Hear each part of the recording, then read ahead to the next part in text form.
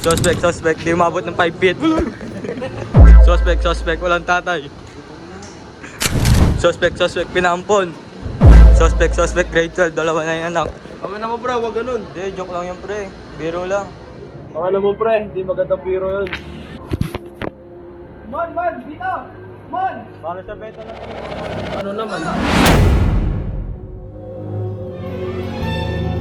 Nung isilang ka sa mundong ito, laking tuwa ng magulang mo, at ang kamay nila yung... Pero ano nga ba naman kung isa kang batang magulang? Sa Pilipinas, tinatayang nasa 49% ng mga kabataan na may edad 15 to 19 ay sexually active. Sa Philippine Statistic Authority, PSA, Noong 2021, ngunit maraming bilang sa kanila ang hindi sapat ang kaalaman pagdating sa ligtas na pakikipagtalik na nagre-resulta sa maagang pagkabuntis at sexually transmitted diseases o STDs. Ito ang aming 5 tips to prevent teenage pregnancy. First, create a safe and open environment.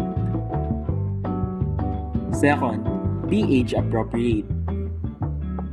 Third, don't rush things. Fourth, use contraceptives. Fifth, proper family planning.